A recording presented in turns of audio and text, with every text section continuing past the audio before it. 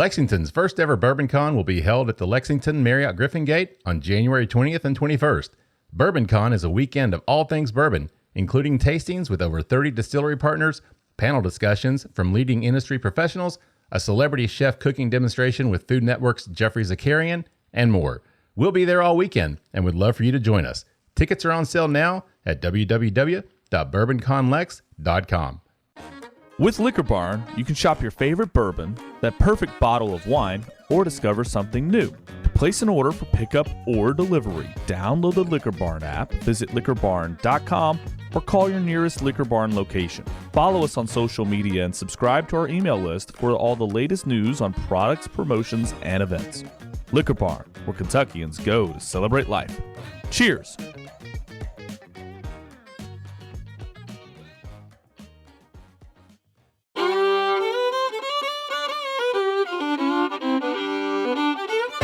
Welcome to the Bourbon Life Podcast, your source for all things bourbon. Join your hosts, Mark and Matt, as they drink and review bourbons, share news about upcoming events, interview the who's who in the bourbon world, and, most importantly, bring you along for the fun of living the bourbon life. Now, here's your hosts, Mark and Matt. All right, everybody, welcome back for another episode of the Bourbon Life Podcast. I'm your host, Mark, and we are live tonight in the Bourbon Life Studios, otherwise known as my basement. I'm here with my good friend, Matt, and our wonderful guest we'll introduce here in just a minute. Matt, how you doing over there, man? Hey, Mark, I'm doing really great, and we are in person. In person, of live. course, live, in person. Yeah, in man. Studios. Around the table. Around the table, no less. Yeah, man. This is going to be a great show. I'm excited about this, and our guest is joining us from quite a distance away, man. So I'm super excited to get this going. So we should probably just do that. But I do need to say that we are the Bourbon Life Podcast presented by BourbonCon. That's coming up actually. Let's see, it'll be next Friday. This comes out Friday, so yeah, it'll be the next Friday, 20th and 21st here in Lexington at the Marriott's Griffin Gate Resort. So check them out online at BourbonConLex.com. There's going to be, I think I've seen 30 different distilleries are going to be there. They're going to have product on site. They're going to have a lot of things going on Saturday as well. We're going to be recording a live podcast out there, in person live. Whoa. Yeah, with Wally Dan from Log Still. I was going to say Log Cabin. That's not right. That's a syrup company, right? Yeah. Log Cabin. Yeah, he's not with Log Cabin. Log Still. Yeah, that's right. So looking forward to talking to Wally. We haven't had him on the show yet, so talk to him down at the Kentucky Bourbon Festival. So that'll be a lot of fun. Check them out online at BourbonConLex.com. You can get your tickets there as well. We're going to be out there, like I said, Friday and Saturday, so come and join us. And we also want to thank all our other sponsors. We appreciate everything they do for us. With that said, Matt, you want to tell everybody who we have with us tonight? Definitely. We have with us the former guest from episode number 5. If you can believe that, episode 5. We were babies. Well, we certainly weren't good, that's for sure. No. We had great guests, but we did not do him justice with our role on it. But he is the co-founder of Nelson's Greenbrier Distillery. He made his way up here to be with us tonight. All the way from Nashville, Tennessee. That's right, from Nashville. Nashville's own Charlie Nelson. Charlie, welcome back to the Bourbon Life Podcast. Thank you. I am glad to be back, and I'm glad to be here in person. And, I didn't realize that I was episode number 5. Number 5, man. Yeah. So, our company was old number 5 back in the day. That's right. So it tends to happen. Things just, 5s tend to appear in my life. That's crazy, man. And you know, because I think I actually have a hat from you guys that has DSP. I think it just says DSP number 5. It's a trucker style hat like that. Yep. But it says DSP 5 on it. Yeah, man. That's right. Yeah. Awesome. How funny. I didn't even think about that. But yes, you were, I'm trying to think, you were probably our first industry guest. I think everybody else up to that point had been friends of ours. Mm-hmm. You were like the first guy that, well, heck yeah. Said, hey, I'll be on your show. Thanks for taking a chance on us in the beginning. So I promise we've gotten a little better since then. Yeah. I'm not going to tell you we're great. But. Well, I'm not sure if I've gotten any better. So well, it was funny because I kind of suckered him into it because OBC Kitchen here in Lexington had a dinner featuring your bourbons and the Belle Meade lineups as well, and the Tennessee whiskey. And we were there And we got to sit at the table with my wife, and I got to sit at the table with you. So we met. That's right. And we started talking, and I kind of conned you into agreeing to be on the show. And here we are, man, 148 episodes later. It's hard to believe, isn't it? Golly. Yeah. Wow. Crazy how time flies. All right, Charlie. Well, we're happy you're here, and I'm so happy you drove up.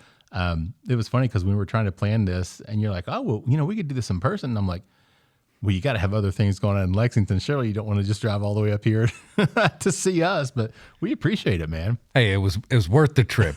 Absolutely. Well, you might want to hold that thought until we're finished, man, to make sure, right? So I tell you what, if you would, just tell everybody what we got poured up for us in this first round.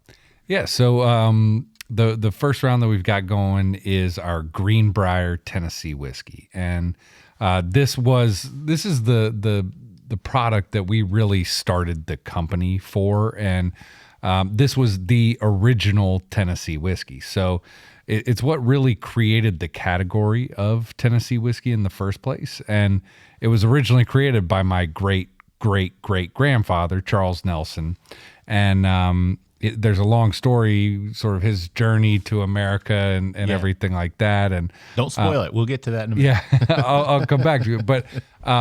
But he, like I said, he was sort of the first to really market Tennessee whiskey as, something unique. And so we're using his original mash bill and everything like that, original bottle, original label.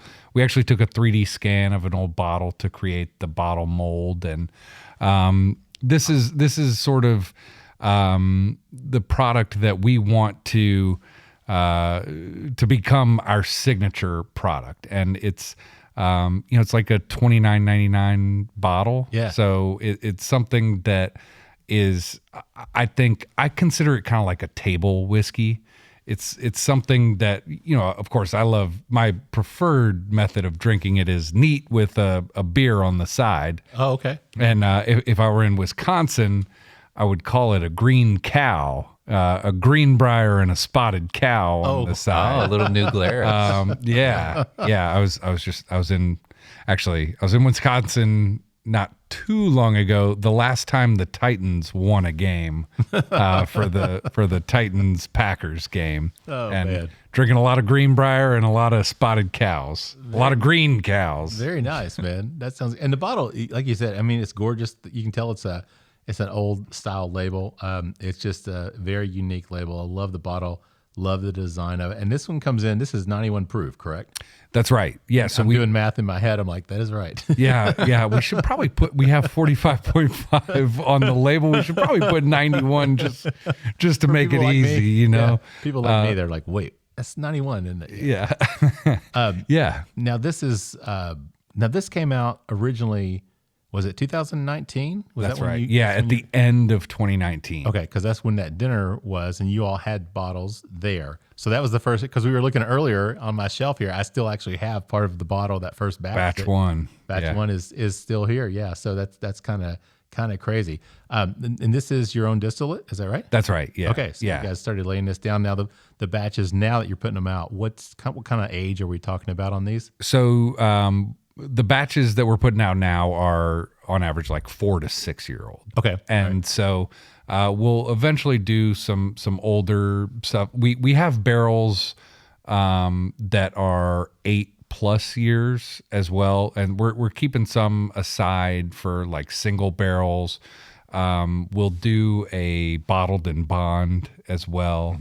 Mm-hmm. So we're going to be doing a number of different things, but this was sort of just our entry level product. And like I said, it's something that we want people to enjoy however they drink whiskey, whether that's neat on the rocks in a cocktail mixed with your favorite mixer. Sure. I'm probably not going to be, mixing it a whole lot, but hey, for those that do, I think that people should drink whiskey how you like it. Drink it any damn way you want, right? As Fred No would say. Yeah. Well, Matt, what do you pick up on the nose on this one? Got that nice, good bouquet of like sweet corn right up front. Vanilla and caramel come through on it as well. Oh, yeah. The nose on this reminds me a lot of the Heaven Hill product Mellow Corn. It's got like Oh, okay. the sweetness, the smoothness from the corn, but there's also a little spice, a little bit of mint. I'm picking up actually on the nose of this. It's got. Can you share what the mash bill is, or is that proprietary? Yeah, so it's actually a wheated Tennessee whiskey. Is it really? Yeah. So and we do have some rye laying down as well, but Okay. but it's about 70% corn and pretty much equal parts wheat and malted barley. Okay, very nice. Which is a higher malted barley content than most are putting out nowadays. Right. But back in the day, you needed more malted barley for the enzymes that help break down cell walls and convert starches to sugars. So can you tell a difference in terms of the taste with that higher barley content? Does any of that come through to you, or is it just you think it's just the enzymatic process that? I mean, I think a little bit, maybe more in the just the distillate. Gotcha. You know, when you're tasting some of the white dog, like you get a little bit more of that sort of biscuity sort of note and malty note. And by the way, something that's worth noting with this is that it is charcoal mellowed, which I was going to ask that, which is so Tennessee whiskey legally has to be filtered through sugar maple charcoal. And so we filter it through the sugar maple charcoal prior to going into the barrel. Okay. And before we charcoal mellow it, you know, the corn almost has a little bit of like a bitter note to it. Post charcoal mellowing, I think it opens it up and tastes a little bit more like buttered popcorn type of thing. So it has an impact. And also it's worth noting that my triple great grandfather, Charles Nelson, said that he was quoted as saying that the charcoal mellowing process removes some of the heating elements that cause an unpleasant farewell. However, the aftermath of all whiskeys is unpleasant if consumed in too large a quantity. Oh, yeah. So he wasn't having any of the green cows back then. That's right. Maybe not. That's funny. Well, Charlie, so let's talk about you. Let's talk about your background, where you're from. Now, we had you on the show back on episode 5, and I'm sure we covered that, but I think we need to do you some justice since we have a lot more listeners and we're 148 episodes past that. I think it'd be good for us to go back and revisit. So take as long as you'd like, man. Share with our listeners your story, where you're from and how you got into the whole whiskey world. Yeah. Gosh. So where do I start? I guess at the beginning. At the beginning, right? So I grew up in Nashville, and my family has been in Nashville since like pre-Civil War. So I've got a big family and pretty deep roots in Nashville. And I was just last week I was playing in like a pickup basketball game, and one of my distant cousins was playing, and I was talking to a guy on the sideline, before, I got there a little late. I was kind of warming up, and we were kind of joking around. I was like, yeah, man, growing up, like in high school, it was tough. Like dating girls, I'd have to like, check their ancestry and be like, are we kin or not? So grew up in Nashville, and like I said, it was a bit of a bubble. Everywhere that I went, I would run into family members or whatever, which, now I think would be great. But growing up, I wanted to get away. Yeah. I wanted to get out of the bubble and try and get out on my own. And I didn't want to, take advantage of any just like family ties or connections or anything. I wanted to try and, make it out on my own. And so I went out to college in California at Loyola Marymount University. And I can't remember if I talked about this last time, but I wanted to get as far away from Nashville as possible. And I would leave Nashville, and as I was on the plane, I would listen to a Love and Spoonful CD. It was like the best of the Lovin' Spoonful. There was a song on there that was like, while I'm on the plane, never going back. No, I'm never going back to Nashville anymore. And It became your theme song, right? It's like, is it? yeah, I was like, yeah, never going back. And so I thought I just would go as far away as I could. And, I ended up studying in France while I was in college, and I got a job bartending there, which was pretty interesting. And then traveling around a lot of Europe and Southeast Asia, and which was probably the best experience of my life. And I could probably talk for hours just about that alone. That'll be episode number 3 with Charlie Nelson, the Southeast Asia European adventure. Yeah, that'd be fun. I could go We back can have and- country ham. You'll have to come back in at least a year then. Oh, that's right. Well, if we're having Once it's that, aged, that's right. I'll tell you one thing that stood out from that's maybe applicable here from my travels around Europe and Southeast Asia was whenever somebody would ask me where I was from, and I would say Nashville, Tennessee, they wouldn't know where that was, but I'd say where Jack Daniels is from, and they'd say, "Oh, yeah, okay, Jack Daniels." So everybody knew Jack.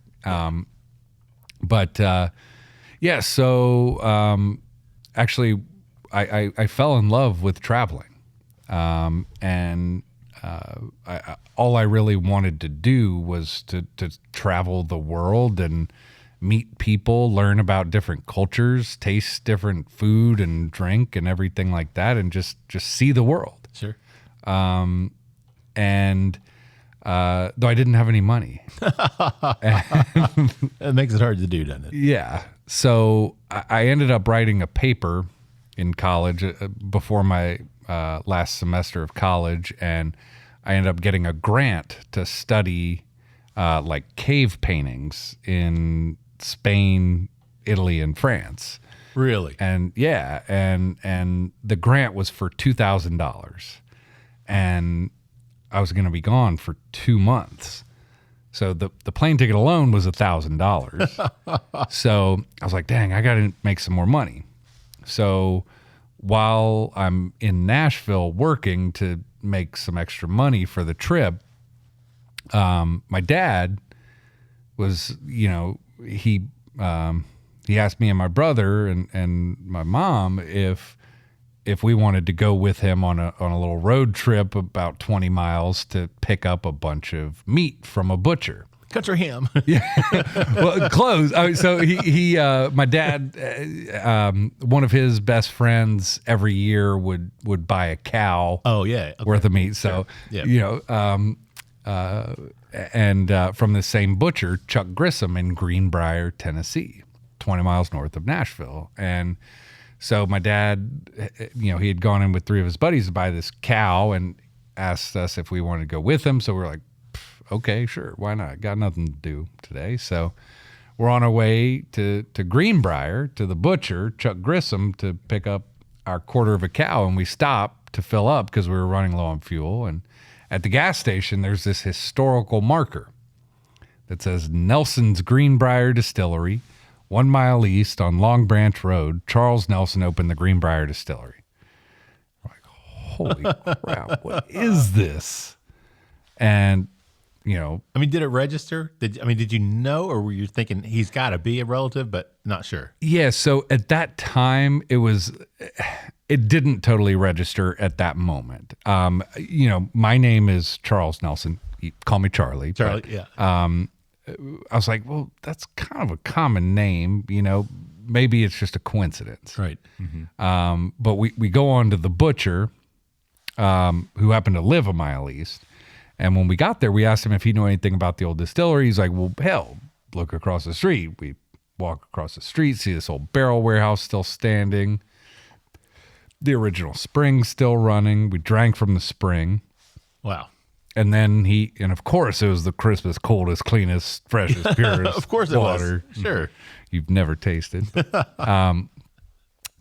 Chuck, he was like,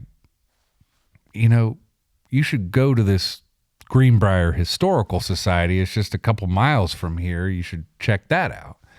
And so we go, and it was a little house, and they had like a little library in it, and a few little exhibits on the history of the town of Greenbrier, and the main one was on Nelson's Greenbrier Distillery. Huh.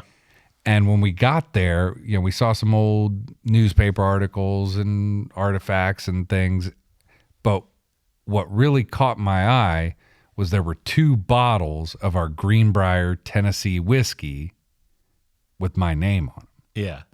And at that point, I didn't know, but I knew. Yeah. We're going to stop right there because that's great. Because I want to jump back to the whiskey now that we're talking about it. And we're going to pick up and talk in the second round about going from that moment to actually developing the brand. Sure. If that works for you. Yeah, It's a absolutely. great story. And I hate to break you off like No. that, but I'm like, it's a perfect stop to go back and visit the whiskey. Matt, what do you think in terms of the palate? You're leaving me like on a cliffhanger here on his story too. What are you? Everybody what are has you to come stopping back. this for? Everybody has to come back now because we're at that precipice. He's like, he's seen it, he's got it, and he's like, oh, and then So let's talk about the whiskey, Matt. All right, we'll leave the cliffhanger of this story for the next round. But the whiskey, it's a little spicier up front than I was anticipating initially. But then that nice like buttered corn, buttered biscuit comes across, a little bit of that maple sweetness too in there. And on the finish, I'm picking up vanilla and some of that cherry. I think wheat oftentimes will bring out kind of like some dark cherry notes, like a long sweetness. I picked that up on the finish with this one. Nice. Yeah, and that's funny because I agree, Matt. I was really surprised because I'm thinking, oh, it's a wheater, because Matt and I we're all doing dry January, which is funny. I think this is the first time. Well, of course, I've only done dry January once, but this is the first time because Charlie's also doing dry January, so it's kind of My fun. first time. We're all sitting here just tasting, and nobody's drinking it, unfortunately. But I think when I first tasted it, I was surprised at the spiciness. I just didn't anticipate it with a wheater that it's going to have that kind of softer, sweeter flavor, but that nice little punch it's almost like a rye punch. I mean, it really was. But that's really nice. I really like that, and that sweetness from the corn. You said it's 70%, right? Roughly, yeah. Yeah. So that's a nice combination. I really enjoyed that. But Matt, that buttered popcorn you talked about, that Charlie, that comes through. Nice finish on it as well. It has a nice linger to it. So yeah, I enjoyed it. I'm going to go get batch 1 in the break, and we're going to compare them up. Yeah. Nice. Yeah, and some of the barrels that we have that are, the 6 to 8 year old barrels, I think there's still a little bit of that spice to it, but it gets subdued a little bit more, and some more of that sweetness comes out, almost like Cinnamon Toast Crunch kind of things, and like s'mores, and it's. I might tell a little bit of a story. So a story about my dad and barrels 1 through 4. So I might come back to that. Okay. All right. Yeah, we can do that. Well, I'll tell you what, I guess we could probably end round 1 since we talked about that. Since we're like double cliffhanging here. I'm being pulled in a million different directions waiting for round number 2. All right, Matt, final thoughts? Oh, yeah, absolutely. Table whiskey, I think it delivers a lot more punch than just the category. When I think of like a table wine, I think this gives you a lot more flavor than what I would think of as a table whiskey. Yeah. Cool. And like you said, drink it neat, but you could also use this in a cocktail. And you said it's $29.90? Somewhere? Yeah, $30. $30. Yeah. So you're not going to feel bad to mix. If you wanted to mix it, you're not going to be like, it's my $95 bottle that I'm mixing, right. So, and that's what, we wanted to put out a good product at a good price. And this back in the day was one of the largest and most popular brands in the country. In 1885, we were selling 2 million bottles a year. Wow. That's crazy, man. That's crazy. So, and we can talk about that more. Let's take a quick break though, and get a word from our sponsors, and we'll be back with more. With Charlie Nelson from Nelson's Greenbrier Distillery in just a minute. Three Chords line of whiskeys embody the spirit of creativity. The whiskey is a true collaboration between producer and composer Neil Giraldo and master blender distiller Ari Sussman. The Three Chord team of expert blenders, coopers, and sensory professionals have developed a multi-step process they call Perfectly Tuned Taste. This process begins by carefully selecting the finest bourbon and rye whiskeys from Kentucky, Tennessee, and Indiana, and then blending them together. Find out more about the whiskeys and distribution in your area at www.threechordbourbon.com. All right, everybody, welcome back for round 2 of the Bourbon Life Podcast. I'm your host, Mark. Still with me live in the Bourbon Life Studios is my good friend, Matt. Matt, how you doing down at the end of this long, beautiful flights of the round table? Mark, I'm great, and I wouldn't leave.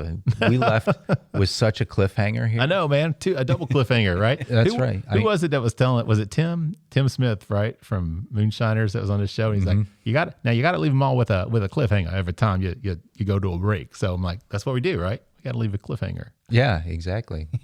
Better than a nose hanger, right? Yeah.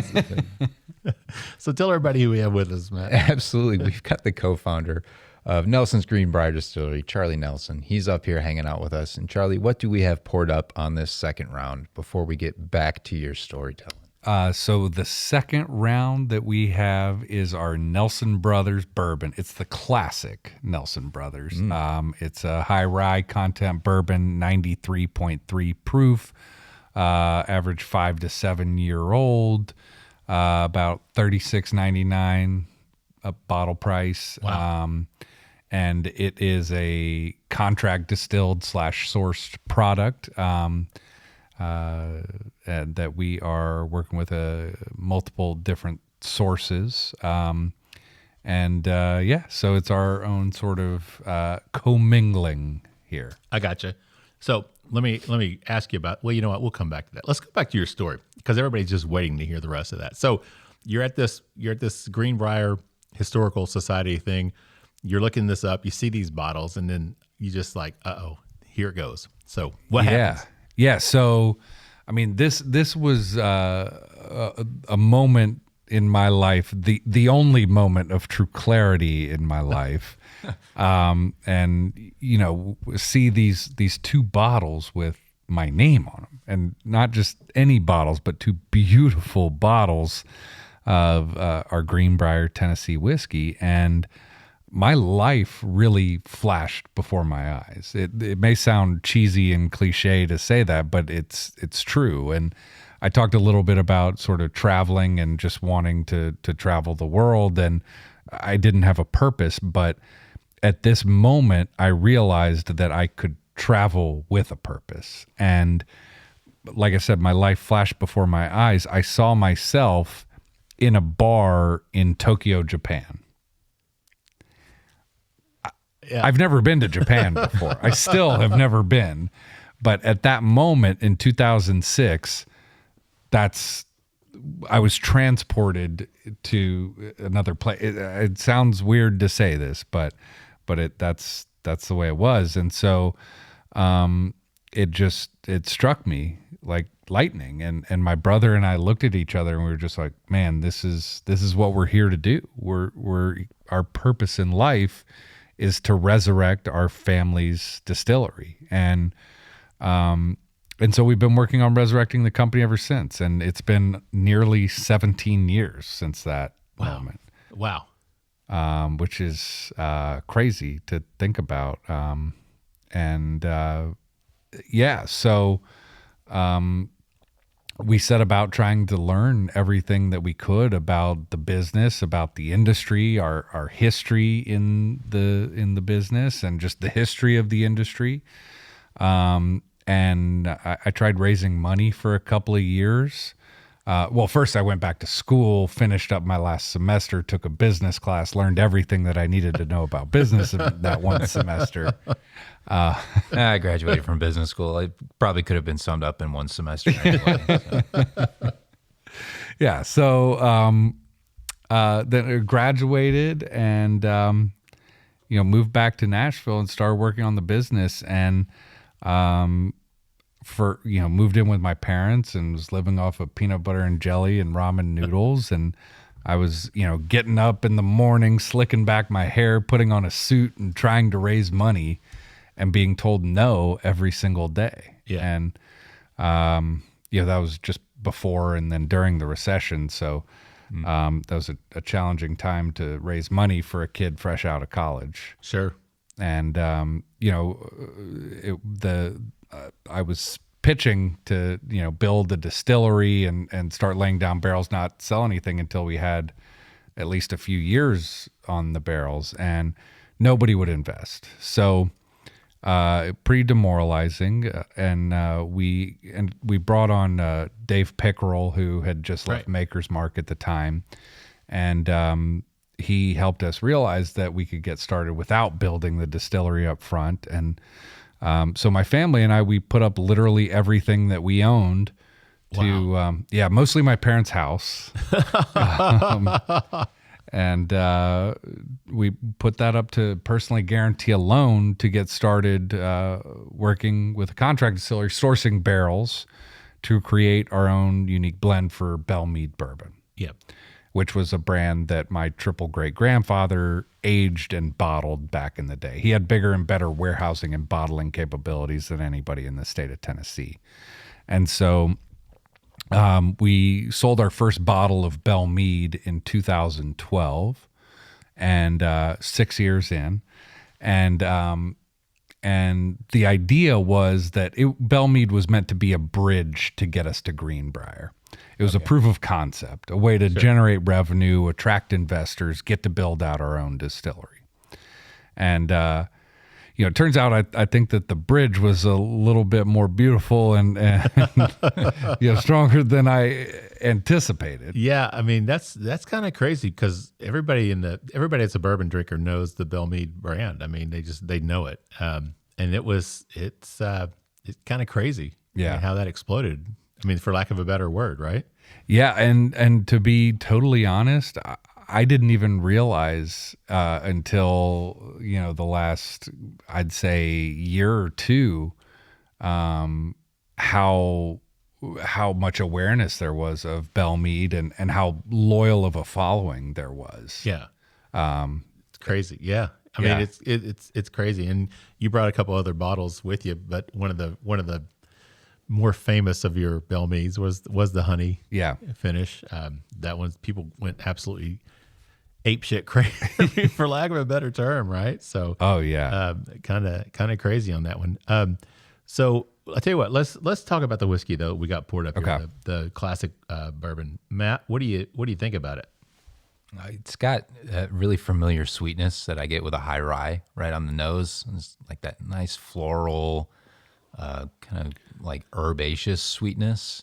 I pick up a lot of the floral notes and coming across too, like the mint. There's some pick up like fresh thyme, like really nice herb notes on it. And there's like graham cracker, pie crust, all those beautiful like rye, fresh, giving that fresh baked rye bread aroma that I really love so much. And then like good amount of barrel char, nice age on it too. Good balance out from some of the barrel characteristics, the oak, some of those tannins that kind of play in that way, the vanillas and the caramels. It's got it all there, everything you're looking for. I'm getting almost like almost kind of something citrusy, almost like a lemongrass maybe. I don't know that.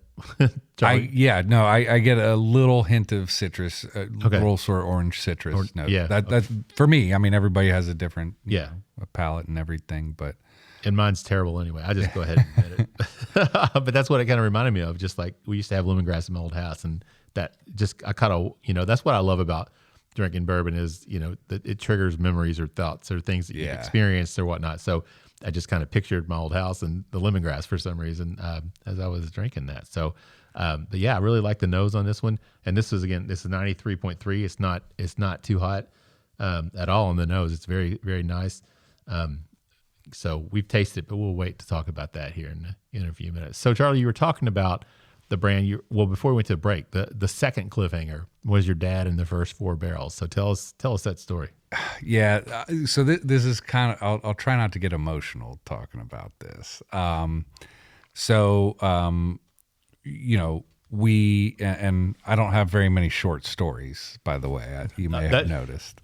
That's what I love about you, man. You are one of the best storytellers and I knew that from the first time I met you back in 2019 at that dinner. And I think I've probably told you that before too. But I think you're one of the best storytellers. So just have at it, man. Golly, well, thank you. I'll try and live up to half of that. But we end up getting Belle Meade going, and then it's a hit. We're able to raise money, build out our own distillery, and start laying down barrels of our Greenbrier Tennessee whiskey from the original recipe and everything. We laid down our first barrel on August 16th of 2014. Our first barrel of our Greenbrier Tennessee whiskey. Okay. Our own distillate. And then we end up launching, at the end of 2019. And then, towards the end of 2019 and beginning of 2020, my dad started kind of getting sick, and he actually ended up passing last year on August 16th of 2021. And as it happened, my brother and I and a number of us were with him, surrounding him, because we knew, the time was coming. And, the moment he passes, my brother and I hug and we're crying, and then it hits me, and I was like, holy shit, this is the 7th anniversary of us laying down our first barrel of Greenbrier. And my dad, as I like to say, people that are just like true believers and supporters of our business and our brands, I like to say that they bleed green. And my dad, you cut him open, he bleed green. And he passed wearing a Greenbrier shirt and a pin on his shirt. And I mean, he just loved every second of it and was so proud. And they call what evaporates from the barrel the angel's share. And so in that moment, right after he passed, I was just like, that mother. He just couldn't wait to get up there and enjoy his angel's share of barrel number 1. Oh, that's awesome. And so this past year, on the anniversary of his passing, we tapped barrel number 1 and barrel number 4 actually, and we toasted to him, and nice. and maybe shed a tear or two, and they actually were remarkably delicious. One of them was 146 proof. Oh, what? And then the other was like 134 proof or something like that. And I mean, they were just, wow. yeah. So you guys are going in the barrel at 125? We started off the first okay. When we first started laying down barrels, we were going in at 125, and now we've kind of jumped around a little bit. We're now at 115. Gotcha. But 125 to 140. Yeah. Oh, goodness gracious. That's crazy. Yeah, it was crazy. Yeah. So anyway, every time I pass by barrel number 1, I kind of gotta either like go over and hug it or just or say hi to it. Yeah. Talk to it for a few moments, man. That makes sense. Yeah. Well, sorry to hear about your dad passing, man, but that's a beautiful story to share and to have. Obviously it means a lot. And I was going to ask you, you're talking about living in your parents' house, and they're pledging their house as collateral for the business. I mean, I was going to ask if there was any point they were just like, you know what, you're crazy, this isn't working. Obviously that didn't happen. Like they were true supporters, right? So yeah, I mean, they believed, and I think that they saw that we believed, and we believed in ourselves, and that that there was nothing that was going to stop us from bringing this brand and this business back to life. That's awesome. Matt, let's talk about the palate on this one, and then we're going to jump back in because I want him to talk about the family history, which is a lot of fun. So what do you get in terms of the palate and the finish on this one? It's got that nice high-rise spice up front, good peppercorn. And I pick up the sweetness comes through again with it, that rye bread flavor on the palate with this one. Also like nice honey, nice graham cracker. It's sweet too, like a combination of like caramel corn and frosted flake. Yeah. Sort of like aromas. Since we were talking cereal earlier, he got me thinking back to my cereal days here. Yeah, that's what I was thinking. That kind of a frosted flake kind of palate to me, but also that rye spice that comes through. So it's kind of fun because it like jumps back and forth because it's sweet, and then all of a sudden it's like that spiciness comes back in, and then the spiciness will dissipate, and that sweetness comes back in, but then the spice comes back. So it's kind of, they play off of each other really well. So yeah, I really like it. A little bit of the oak coming through on that as well on these barrels. But again, at 93.3, it's easy to drink. It has a great flavor to it, man. So very, very nice. Thank you. Yeah. I like it. So I like it. I made it. Yeah. So let's talk about the family story, the family history. I want you to share that if you would, because it's a great story. But before we do that, I wanted to ask you again, there are 2 horses on the Belle Meade bottles. Can you tell us what those horses' names are? Yeah. So, the brand Belle Meade, back in the day, was distilled at the Belle Meade Distillery, which was adjacent to the Belle Meade Thoroughbred Farm. And so the label for Belle Meade had 2 horses on the label. And the original label prior to Prohibition actually had the names of the horses on it above them. And the horse, on the right-hand side of the label was named Bonnie Scotland. And Bonnie Scotland was like founder of the Northern Dancer bloodline, includes a lot of famous race horses, including War Admiral, Seabiscuit, Secretariat, California Chrome, American Pharaoh. Pretty much like the majority of the horses that even race in today's Kentucky Derby can trace their bloodline back to Bonnie Scotland. Huh. Yeah, kind of crazy. Yeah. And then the original label, like I said, had the names of the horses on it above them. We decided to take the names off of the label, however, because the horse on the left-hand side of the label was named Brown Dick.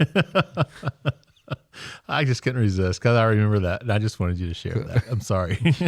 My 12-year-old sense of humor just got the best of me, man. All right, so let's talk about your family history. That's probably a better story to share with everybody, Charlie. Well, there's a story behind everything. So I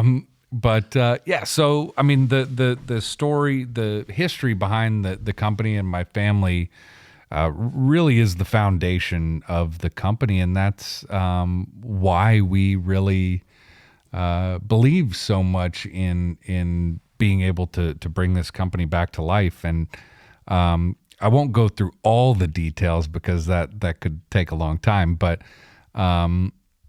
my great-great-great-grandfather, Charles Nelson, he was born on the 4th of July, and I just love that fact. Wow. 1835 in Germany.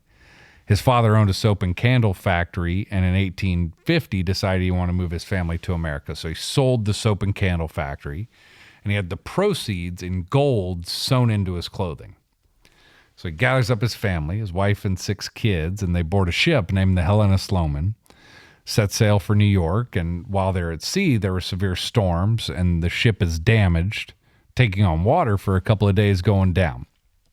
There's a nearby ship named the Devonshire who comes to rescue the passengers, and my family's on a little safety boat being ferried to the Devonshire. The safety boat capsizes, and the father, with all of the gold on his person, goes straight to the bottom of the Atlantic. Wow. Luckily, the rest of the family makes it safely aboard the Devonshire and safely to New York, but with literally nothing but the clothes on their backs. And Charles, he was the oldest, takes over as head of the family, does what he knows how to do, which is make soap and candles at age 15.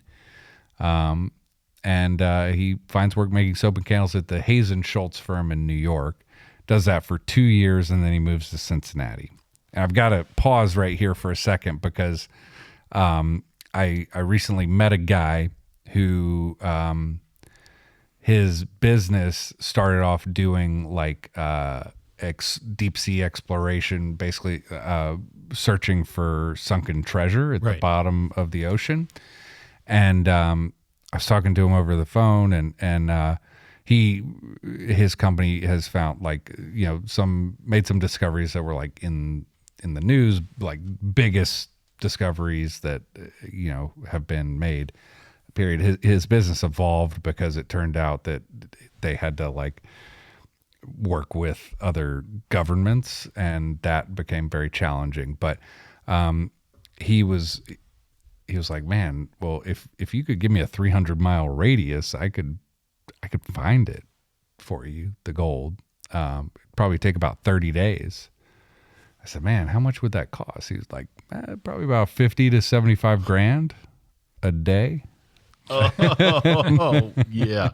Wow. 30 days. So yeah. So we might need, as long as we can sell some more whiskey, we'll be able to, You heard it here first. Yeah. Go fund me to find Charlie's great grandfather, right? 4 times? Yeah. With the gold. That's right. But do you get the gold if they find it? That's the question. We haven't worked that part of the deal out, but I mean, You'd think, right? yeah, I would think so.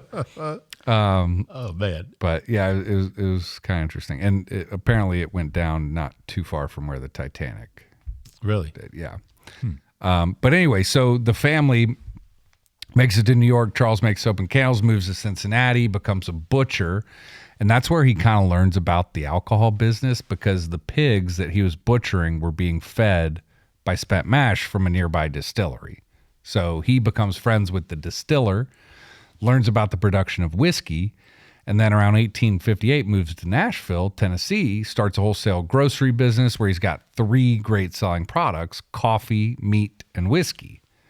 And, his coffee was delivered by a guy named Joel Cheek, takes that blend a few blocks away to the Maxwell House Hotel, became a pretty popular brand of coffee. Wow. But his whiskey was his best-selling product because he was one of the first to bottle and sell whiskey rather than sell them by the barrel or the jug. Right. So realizes the demand far exceeds the supply, buys the distillery, expands it, becomes one of the largest distilleries in the country. And, is known as Old Number 5, right? Because it was registered Distillery Number 5, which the federal government recognized and gave us the historic designation of DSP 5TN, and created like the original Tennessee whiskey, Greenbrier, selling about 2 million bottles a year by 1885. And he produced about 30 different labels. He had multiple Tennessee whiskeys, bourbons, corn whiskeys, rye whiskeys, malt whiskey, apple brandy, peach brandy, even gin. Actually produced one of the first bottled American gins. And he died in 1891, which is why our Greenbrier Tennessee whiskey is 91 proof. And then that's when his wife Louisa took over as one of the only women to run a distillery back in the day. And we're super proud of that.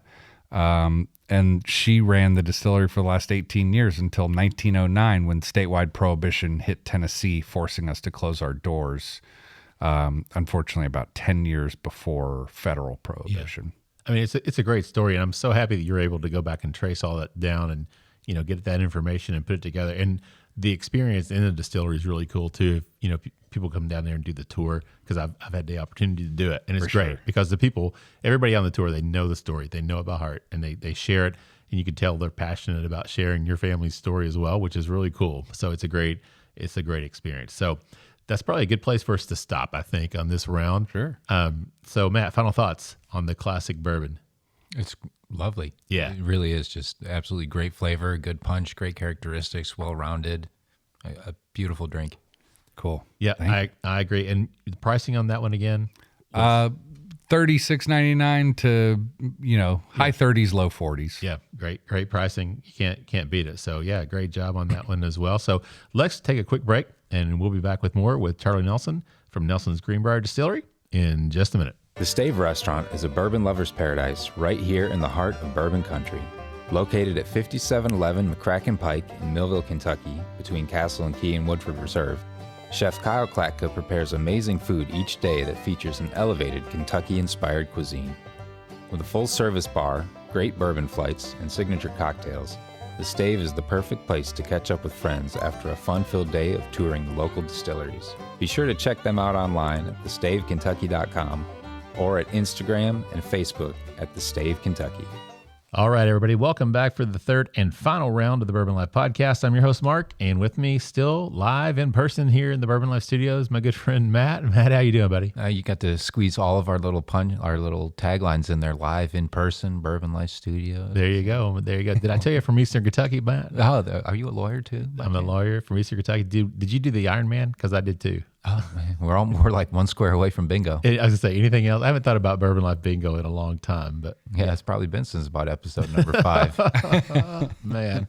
All right, Matt. Tell everybody I should say again that we are the Bourbon Life Podcast presented by BourbonCon.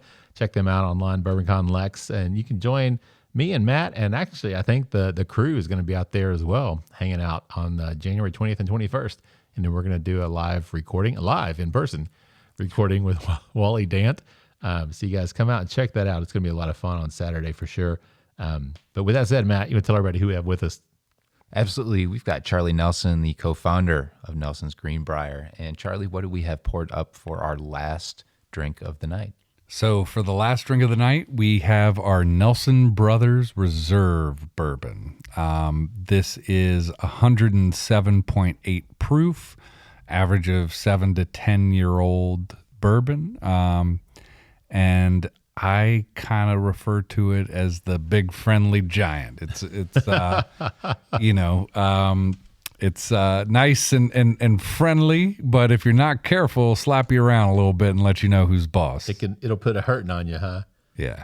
And again, this is, you mentioned it earlier. I guess I want to clarify that because I said it's sourced, but you said sourced and contract. So is it a combination of?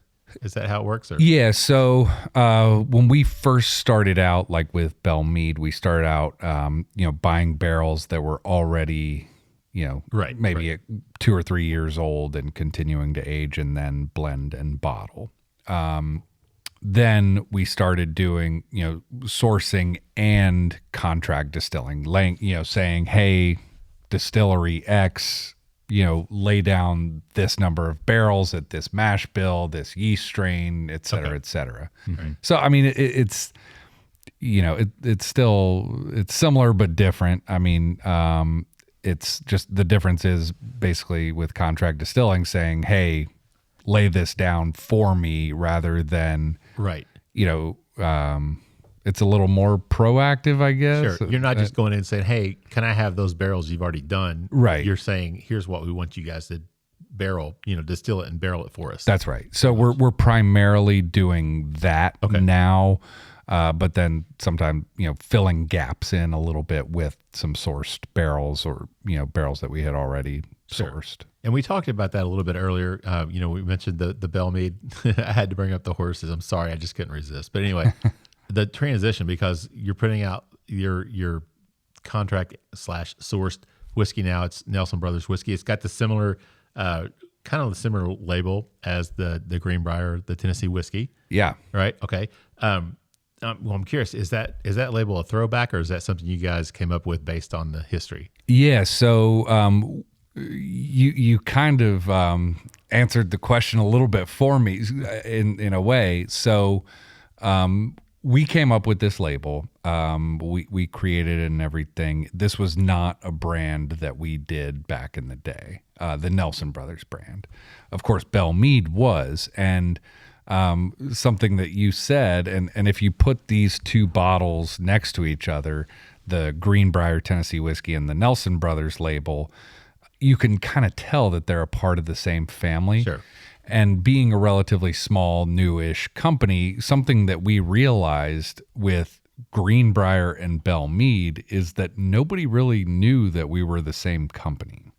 And, as far as like marketing went and our efforts went, we had to decide with every dollar that we spent, which brand do we spend it on? Right. Do we spend it towards Greenbrier or towards Belle Meade? And we thought, gosh, and our original strategy was to build a house of brands similar to the way that we did, pre-prohibition. But once we kind of like a light bulb of sorts went off and said, well, we could, pivot and build a branded house instead. And that's kind of why we introduced the Nelson Brothers label. And, another thing that like is just kind of a silly comment that, someone asked my brother and I, like, what do you think your triple great grandfather would say to y'all if he were around? And, we answered kind of jokingly, but also serious, like, do your own thing. Like, don't just copy me. And that's kind of what we were doing, is just like kind of copying what he did back in the day, or emulating at least. And so that's sort of one of the primary reasons why we came out with the Nelson Brothers label, to evolve from a house of brands to a branded house strategy. Sure. And to bring it all together under like the House of Nelsons, so to speak. And the Nelson Brothers brand is kind of about celebrating the modern resurrection story and the way that we brought the company back to life, whereas the Greenbrier brand is a little bit more about celebrating the historical, the original, the traditional, the original mash bill of our Greenbrier Tennessee whiskey and that sort of thing. So that's kind of how, at least in our minds, it made a lot of sense of the way that we blend the old and the new. And Belle Meade is continuing on as a limited annual release. Okay. Mm-hmm. All right. That's what I was wondering, if it was going away completely, but you're still going to have the annual release. That's right. Okay. Now, will that be just different variations of the Belle Meade brand? Because there's a lot of different things that have come out under that Belle Meade. The honey, obviously. Yeah. Was it Madeira? There was a Madeira. There was a Mourvedre. And those will be coming out under the Nelson Brothers label. Okay. We haven't announced exactly what the Belle Meade annual release is going to be, so stay tuned. It'll be delicious, I'll tell you that. Are you sure you don't want to share that breaking news on the Bourbon Life Podcast? I would love to. Give him another drink. Come on. So now this, we talked about you and your but you've got a brother. We mentioned your brother sort of, but it's Andy, right? Andy, yeah. All right. And he's the WA. Yeah. So actually there's quite an interesting story behind just his name. I find a story behind everything. Well, sure. That's what it's about, man. Gosh, this could take a long time, but I'll make it short. So Andy, his full name is William Andrews Nelson. Okay. So the Andrews comes from our great uncle, whose name was Frank Maxwell Andrews. And Frank Maxwell Andrews, long story short, he was born in the late 1800s. He was in the Army Air Corps before it was known as the Air Force. Big advocate for long-range bombers. Actually got demoted because of how passionate he was about it, and his boss did not really...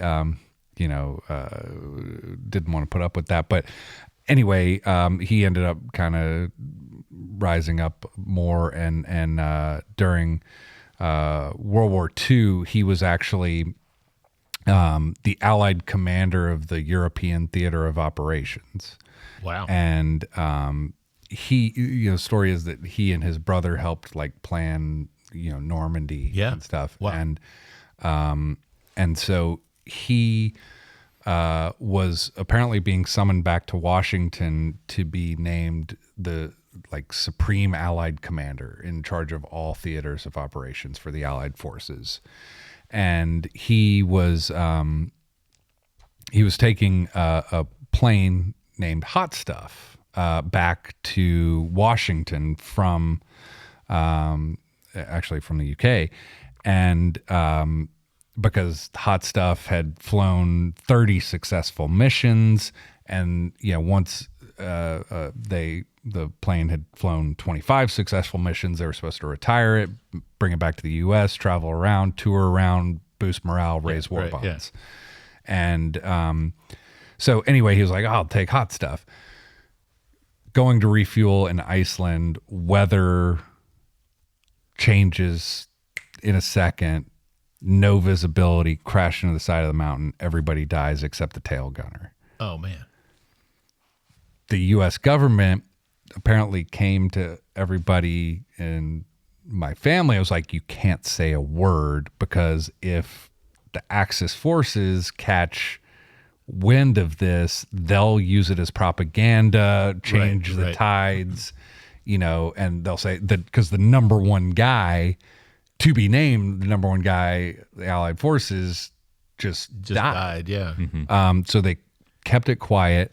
They quietly named an Air Force base after him, Andrews Air Force Base. Wow. And Eisenhower ended up basically replacing him. Yeah. And I'm actually hopefully going to be going back to Iceland this year in May. A few years ago, there was a monument dedicated to him at the crash site, because like this Air Force historian ended up digging into it a lot and uncovering a lot of this that had for 75 years been pretty quiet. And anyway, like the base of the monument was kind of starting to erode, so they're going to rededicate the monument there. And anyway, so very cool. That's where Andy's name comes from. That's very cool. So what's it like working with your brother? Does he need to be the supreme commander? Good question. So Andy and I are very different, but we're also very similar. So our voices sound a little bit alike. We're about the same height. We're 16 months apart in age. Andy is he's a perfectionist. He's very much a detail-oriented person. He has traditionally been the production operations guy, whereas I've been more the sales and marketing guy. So I think that we're kind of yin and yang in some ways, and we work well together. I'll be honest with you though, it's always challenging working with family. Sure. And we certainly have our disagreements, but we trust that we both have the best,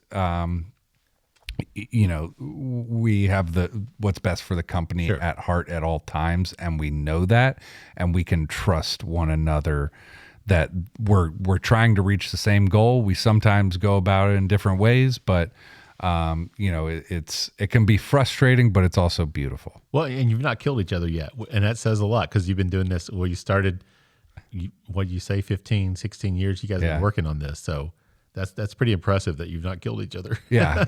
We can press each other's buttons, but then we generally can, reel it back in and get back pretty quick. Matt, let's talk about this reserve bourbon a little bit. What do you pick up on it? Oh, on the nose, I get nice vanilla marshmallow right up front. And it started to open up. There's like a little bit of a brittle. I don't know if it's like as strong as a peanut brittle, but like a toasted sugar or caramelized sugar type brittle. And then as it stayed in the glass, it really started opening up more. And I got a lot of sweet apple, like red berries and like a red fruit note on it as well as it sat around. Like really started to open up well.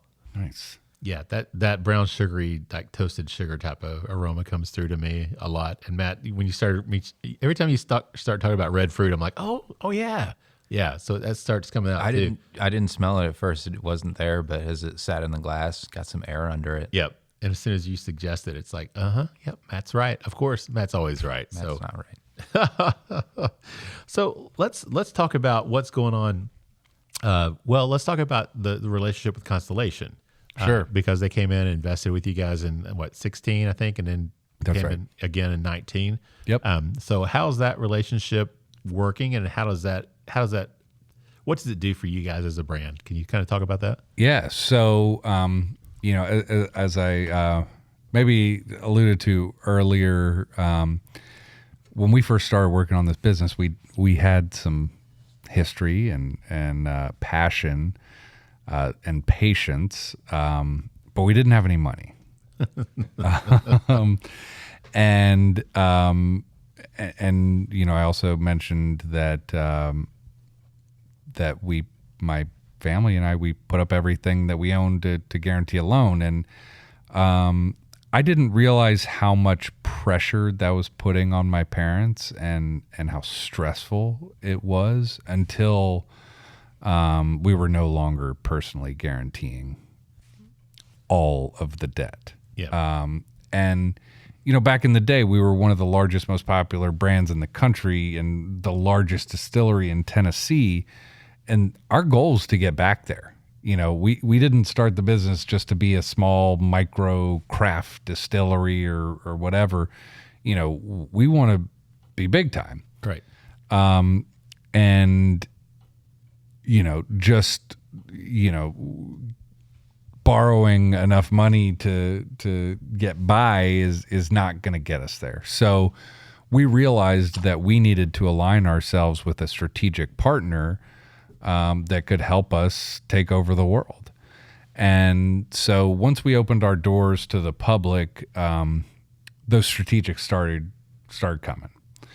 And, just unsolicited, they just started knocking on our doors or calling or whatever. And most of them did. And most of them wanted at least a majority of the company right away, if not 100%, and at least a path to 100%, and to maybe guarantee me and my brother a 2-year consulting agreement. Wow. And, those were deal breakers for us. And with Constellation, it was a little bit different. They didn't want a majority initially, and said that they didn't want to do a deal with us necessarily if we intended to just walk away. And so it was a different conversation. So they took a minority stake in 2016 and then a majority in 2019. And in 2019 is when, they took on, we were no longer personally guaranteeing all of the debt. Right. Mm-hmm. And so, they are helping fund our growth. And, we went from having 3 salespeople to, working with a sales force of over 200 people, so, and now it's not like their priority Right. is selling our products every second of every day, but, they help, provide a lot of leverage and that sort of thing. And so, they're a strategic partner and they've got a lot of resources and things and helping provide us with a lot of sort of muscle that we didn't have. Yeah. Which is great. I mean, when you can find somebody like that can come in and help you guys out, but you can help them as well. I mean, it's a win for everybody. So that makes a lot of sense. So speaking of which, you talked about them investing in you guys. You've gone through some construction here recently. Is that Yes. right? So you about got that wrapped up, pretty close to it. Yeah. So, we're just wrapping up phase 1. Phase 1. Okay. Yeah. So we're doing construction in 2 phases. We started out with 30,000 square feet of a building right outside of downtown Nashville in the Marathon Village area. And we were kind of bursting at the seams, our offices and also just like the tour, Right. we couldn't really handle more people and we were kind of turning people away, which pains me to do.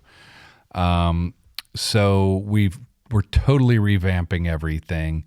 The offices, the tour path, increasing our gift shop by like 4 or 5 times. No longer having the tour path and the forklift path intersect, which is great, especially for life safety issues. Sure. So it's not like a Home Depot where they have to have somebody close off the ail, like when the forklifts are rolling. Yeah. That's right. Put That's the chain right. up. Yeah. Yeah. Yeah. So, we're going to be opening back to the public in the next week or so. Okay. We were supposed to be opening, in a few days, but things have gotten pushed back a little bit. And, We'll have the new tour path open, new tasting rooms open. We'll actually have 3 tasting areas as opposed to just one. Okay. Phase 2 is putting in a new bar and restaurant. Oh, all right. Nice. Yeah. Very nice. So that's, and beefing up our event space. There's going to be like a private dining room in the barrel warehouse surrounded by barrels. Nice. It's going to be awesome. And when we open the gift shop back up, we're going to have another special release to sort of commemorate that. So. There you go. So who's going to Nashville? Everybody raise your hand. Matt, let's talk about the palate and finish on this one, the reserve bourbon. Definitely. It's got that sweetness we were talking about, honey and brown sugar, good bit of spice, like peppercorn up front, like kind of green, white peppercorn, kind of the off-colored peppercorns I pick up. Then I get baking spice with it too. There's like kind of cinnamon, those warm baking spices, and it reminds me of like molasses cookie. Oh yeah, very nice. A little bit with that one. And then a nice warm finish. Of course, it's dry January, so we're not completely enjoying all of it. Can't comment too much on the finish, but yeah, nice warmth on the tongue, nice heat to it. Now, good flavor. Charlie, is this the reserve bourbon? Are they the same mash bill, or are you blending these differently? Or yeah, so they're the main difference is just the age and proof. Okay. So, all right. Whereas the classic is like 5 to 7, the reserve's like 7 to 10 year, and 107.8 proof. Okay. So all right, very cool. Yeah, very very nice. I really like this one. And again, 107.9. And again, it doesn't blow you up. I mean, it doesn't burn you up. And we talked about that a little bit. You know, that it could kind of sneak up on you. And I'm sure, yeah, definitely this one could sneak up on you. So, Charlie, we're kind of at the end of round 3 here. Believe it or not, gosh, man, this has gone like way too fast. yeah. That's kind of crazy. So let's talk about what the future looks like for you and for the brand. Yeah. So, gosh, I mean, we are now nationally distributed, and we have plans to come out with some other expressions of both Nelson Brothers and Greenbrier. Our signature brand, we intend for that to be the Greenbrier Tennessee whiskey. We do have some, handful of barrels of like rye laid down of Greenbrier. We also plan to do like a bottled in bond at some point of the Greenbrier. With Nelson Brothers, we're also planning on doing a rye. We've been laying down barrels of rye for about 5 years now. And of course, we did have that special like 15-year rye. Man, I'm telling you. Did you ever? I mean, honestly, one of my favorite whiskeys from last year. I'm not going to lie. That was everybody that has tasted that. And you can tell we put a dent in it. Yeah. Yeah, definitely one of my favorites from last year. And I'm going to have to get another bottle. So I'm going to have to get my sister-in-law down in Nashville to pick that up for me before she comes to visit. Yeah, there's still some left. So yeah. When we open the gift shop back up, we had some set aside for when we open the gift shop back up. So. Okay. Well, that's good to know, because I'm going to tell her she's going to have to go over there and pick that up for me. So what about you? Sticking with the brand, obviously, and doing the thing, going to Tokyo? Yeah. I mean, we'll see. I would love it. I mean, it's a dream of mine, but I'm trying to stick around Nashville a little bit more as we, open the newly renovated distillery, and we don't have a menu set or anything, but I can't wait to eat at our restaurant once it opens up. And just, we have a 4th of July party every year. So that should be a big time. I feel like we've been building a foundation for so long, and I'm just excited to kind of jump off of that foundation, build more. Yeah. No, we are also now distributed in Hawaii, so I might have to take a trip to a sales trip out there, Yeah. No doubt you're going to have to do that, right? Yeah. Mm-hmm. But I love going down to the distillery, because I've been down there several times when I go visit my niece and sister I'm sorry, my sister-in-law and my niece down there. Always stop in, you know, and just check it out. And there's always people in there, and there's always people coming into the tour. They're just, you know, sitting around, hanging out, playing cornhole, or just hanging out, having drinks at the little cocktail. You know, you can see people on their tour, going to the gift shop. So yeah, I've always enjoyed just coming in there and hanging out. It's got a great vibe to it. So I'm really, really curious to see what it's going to be like, you know, once everything gets expanded and you guys are back at it. It's going to be a lot of fun. So For sure. What's been the best part of this journey for you so far? Oh man. You know, I think I mentioned sort of early on how I just wanted to get away. You know, I wanted to get as far away from Nashville and from my family as possible. And this journey, this business has it's brought me back to Nashville. It's brought me back closer to my family, and sort of, you know, in a roundabout way, it brought me back to my roots and helped me realize sort of who I am as a person, and made me feel a lot more comfortable in my own skin and everything. You know, I'd say that's the biggest thing, but also just like getting to meet so many incredible people. This is such an amazing industry filled with so many genuine people who, you know, have passion and are pursuing their passion in a way.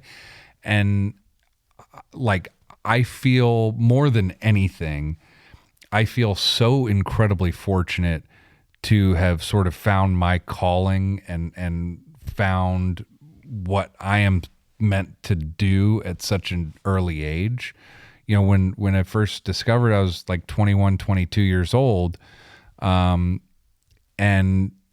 not a lot of people really discovered their passion at all in life, much less at such a young age. So, you know, that is something that I just feel incredibly fortunate to have found. Yeah. So I was going to ask you earlier, is the Loving Spoonful still in your playlist, or have you deleted that? I do love some Loving Spoonful, but no, I'm not listening. It's been a long time since I've listened to that song. All right. You're going to pop it in on the way back down. Yeah. Nashville now. All right. So, before we wrap it up here, where can our listeners get more information about the brand and about everything you guys are doing? So I would say, in order to get more information, you know, check out our socials, like on Instagram, Nelson's Greenbrier, and on Facebook.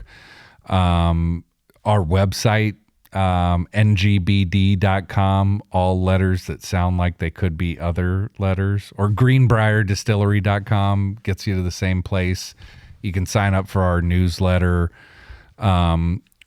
Something else that excited about is we're gonna be opening up our Cooper's Club room, and revamping our Cooper's Club, which is sort of like our fan club or whatever. Right.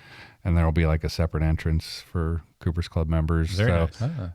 It's sign up is closed for that until we get it, you know, fully hashed out. But like I said, I don't have any short answers. No, that's great. So, Matt, final thoughts on the Reserve Bourbon. Love it. Yeah, No doubt about it. Everything we've had tonight has been a great expression of the brand and where you all are headed, and a good glimpse to the past, but also keeping mind of the future and the present. Yeah, I love it. Thank you. Very well said, Matt. So, Charlie, final thoughts before we get out of here. Yeah, I guess just come and visit us in Nashville if you get a chance. As I like to say, don't be bashful. Come to Nashville. And, you know, I just really appreciate y'all having me here live and in person. I enjoyed it. And, you know, there's nothing beats being with people in real life. And so I hope y'all will come down and visit us in Nashville when you get a chance. Yeah, man. You know that for sure. Matt, final thoughts? Anything else you want to add? Charlie, I've got to say we've talked to a lot of people on the show, and a lot of people that are resurrecting brands that have brands that have a history behind them, but nobody brings, I think, the passion that you bring with it, and not just the passion about the story, but and you're passionate about offshoots of the story. Like the full history, and your knowledge and ability to tell the story about your family's history, about the history of the distillery, and even family members that may not have played a huge part into it, but where your brother got his name from. I mean, you know more about your family than the other day at work, somebody asked me how old I was, and I told them the wrong age. You know more about your family and people you've never met and the brand that you're resurrecting than most people know about themselves. And your passion is certainly not lost on our listeners, I hope. Definitely not lost on Mark and I. And it shows in the glass, it shows on the bottle, on the labels, and all the way around. So you do a great job. You're bringing it home, and we really look forward to everything coming to you all in the future. Thank you. We're trying our best. Yeah, man, you're doing a great job at it, Charlie. So thanks a lot for coming up and joining us, man. Appreciate you coming all the way from Nashville, man. And so glad we could have you here live in person in the Bourbon Life studios. But we really appreciate it. And thanks for sharing some great whiskeys with us tonight. We appreciate that as well. Of course. Again, we are the Bourbon Life Podcast presented by BourbonCon. So check them out online at BourbonConLex.com. It's going to be January 20th and 21st out at Lexington's Marriott Griffin Gate. Matt and I will be out there. We're going to be recording a live podcast. There's going to be 30 different distilleries out there. There's going to be a food exhibition. There's going to be all sorts of different things going on. So it's going to be a lot of fun Friday afternoon and all day Saturday. So come out there and join us. Get your tickets online, BourbonConLex.com. We want to thank all of our other sponsors as well. We appreciate everything that they do for us. And we definitely appreciate you, our listeners, whatever time of day it is, wherever you are, whatever you're doing, and you brought us into your home, into your car, into your life. We really appreciate that. Thank you all for sharing time with us. We hope you enjoy what we're doing. If you'd like to reach out to us, you can send us a message on Instagram, also on Facebook. Please join our private Facebook group, the Bourbon Lifers. We have some great conversations in there, a lot of fun. So check that out. Just people all around the country that are passionate about bourbon. So we love to hang out and chat in there. And you can also email us at thebourbonlife@gmail.com. If you feel inclined to do so, please leave us a review on your favorite podcasting platform. We appreciate that as well. With that said, I'm going to wrap it up, send us home with our tagline, which is, may your glasses always be full, and may you keep on living the bourbon life. Thank you for joining us for this week's episode of the Bourbon Life Podcast. Our mission at the Bourbon Life is simple: to share our passion for all things bourbon with you every week. And we'd really love to hear your thoughts on how we're doing. You can find us on Instagram and Facebook at The Bourbon Life. You can also contact us by email at thebourbonlife@gmail.com. And you can always find us on your favorite podcast platform. If you have a moment, we'd love it if you would rate us and give us a review. So until next week, we hope your glass is always full and that you keep on living the bourbon life.